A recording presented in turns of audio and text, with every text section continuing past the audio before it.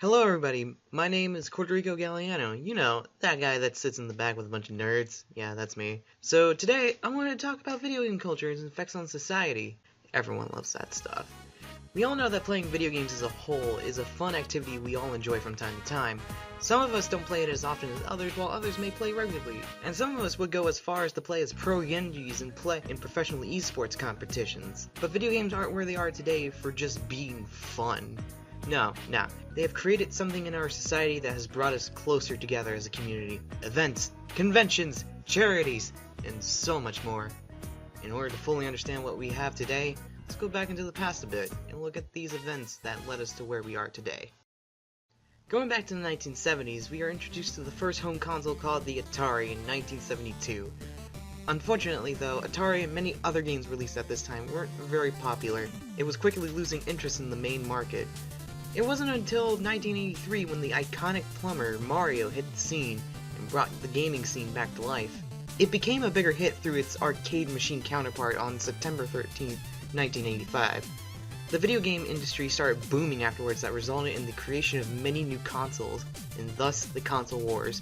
The only thing that can be said about this is that many good and bad consoles were lost during this era. As years rolled by, electronic conventions started to showcase gaming-related content. Some of the big gaming conventions that we know today are E3, the Tokyo Game Show, and of course, QuakeCon. Gaming conventions like these are when gaming companies and electronic companies come together to basically show off their latest tech, hardware, and anything else worth showing. Because of these conventions, this was one of the first times that the gaming community has finally come together to celebrate gaming. According to statistics, over 50,000 people attended the first E3 convention back in 1995, showing how strong the community is. For the next 20 years, we see numbers ranging from 40,000 to 60,000 attendees every time the event is held. Now that we all have the background information out of the way, let's actually talk about what games have done for us and the world itself. If you're a fan of Final Fantasy, then you would know that that game takes heavy inspiration from Japanese and Chinese mythology to create its monsters, summons, and religion for its games. And also, if you want to get all technical, it's espers and aeons and all that stuff. Of course, we can't forget about Metal Gear Solid for being one of the first cinematic games to be almost played out like a movie. The MGS series is mixed with a sense of realism and a bit of supernatural elements. Using real-world events and smart deduction skills, the plot of these games have made a huge impact on players and the world as well. It helped promote the cinematic gaming genre for the better and has shocked players with what Kojima predicted in his games about the future of warfare and smaller details. Okay, let's focus a little closer to home. Taking a closer look in the past 10 years, gaming has become a much more popular pastime in most people's lives. Combining that with the spawn of YouTube back in 2005 and the ever-growing popular gaming channels, gaming communities have taken a much more active approach to the real world. Charity events are no stranger to you and me. We get all kinds of events just raising money and awareness for whatever people are trying to do, but gaming charity is on a whole nother level. The typical gaming charity event, like YouTuber Markiplier, raises money for charities he believes in, which is basically every charity ever, and streams the event online. People join in to raise money while Mark just plays games. Of course, there are other gaming charity events that have taken place as well, such as speedrunners who complete games as fast as they can while raising money. Musicians who play video game music to raise money as well. I could go on about this all day, but you can imagine how long that list is.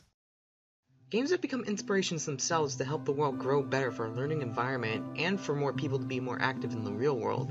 Minecraft, a game about doing whatever you want, build, craft, explore, whatever, has become a learning tool in some schools to help kids and teenagers get a handle with computer gaming programming and architecture design as well. I'm not kidding. Like, look at this. Just look at it. Did you see this? This is amazing.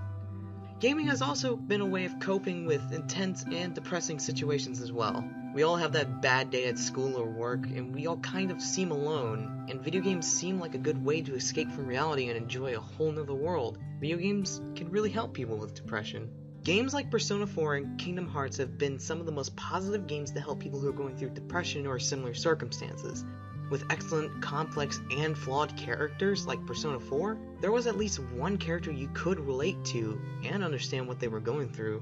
Even Kingdom Hearts had such good characters and a happy-go-lucky attitude and complex plot, there was no way you couldn't smile. And honestly, some of these games wouldn't have come to America if the Western world didn't show any interest in the Eastern world and its culture. Japan and other countries develop their own games that usually don't get localized for other parts of the world without the help of fans doing fan translations or showing their support for the game and hoping it would get localized for the Western world. Of course, games like those have to have continued support in order to continue localizing it. As odd as it sounds, even a Japanese rhythm game called Hatsune Miku Project Diva gained enough attention with the Western audiences to warrant it a localization. They even played it smart and allowed Japanese copies to transfer data to their localized counterparts for future installments for hardcore fans, who fear that they wouldn't see another localized Project Diva game after the first installment. We also need to talk about more recent stuff that's actually pretty cool. First, let's talk about the trashiest, neatest game that came out last year on September 15th, Undertale. Undertale is an RPG that features a unique game mechanic of sparing your enemies, allowing players to be more of a pacifist than the generic genocidal maniac. This game blew up in popularity, and I've fallen victim to it. I mean, I'm pretty trashy myself. It basically inspired me to be more of an artist and many others, and also a super hyped fandom that's still pretty strong, but most of the hype has mostly died. One of the bigger things about it is how people have looked up what a pacifist means through Google after the game came out. That giant spike is part of the world changing a little bit at a time. Gamers and people alike that have played Undertale have been trying to contribute to being nicer to people and have a much more peaceful approach to things. Even MatPat, a YouTuber who theorizes stuff all the time, was selected to represent the USA as part of the YouTube community. Of course, there were other YouTubers of nationalities as well, while interviewing the Pope. Now that's pretty cool. It was basically a conference to talk about how people use the internet to connect with people all over the world and how we stay friends. As a peace offering, MatPat gave the Pope a copy of Undertale. It was a way of showing how this game unites gamers and people alike for a common cause, peace. Though he may never play the game, it was the thought that counts. You guys probably know about a certain app that took the world by storm, and suddenly died in about 2 to 3 months after it launched. Yeah, it's Pokemon Go. You know, this was the app that every 20 to 30 something year old dreamt about since they played Pokemon on their Game Boys. And now, we have it. God, what wonders this app has done for us. No, not the numerous accidents and muggings. Those died down really fast. I'm talking about the major positive wave of things that this app has provided for people. Pokemon Go has been one of the biggest social phenomenons in years, leading to mass gatherings just to catch a single rare Pokemon that doesn't normally spawn in their area. This was so big to the point that public areas that would normally close extended their opening hours just for Pokemon Go players. Finally, similar to Minecraft, Pokemon Go has made its way to the classrooms, and teachers have embraced the app as a learning tool for geography learning and exploration. So yeah, I think I made my point clear. The world that we live in now is so much different than the one we lived in 40 years ago. People are a lot more connected to each other than ever before. The stories games offer have become outlets for people to cope and bond over. Without games and gaming culture, we may not be as socially aware as we are now, and the incredible people we meet through such a powerful outlet. Gaming conventions help us celebrate the games and the future of gaming as a whole. And who knows? It can shape the world into an even better place than where we are now. But before I sign off and this project gets turned in, let me just say this. Pokemon is not a gateway to unlocking Satan. No insane kid is gonna look up how to make a bomb in the 3rd grade on their VTech. And some guy loved PlayStation 2 so much he legally changed his name to PlayStation. I'm out. Good night.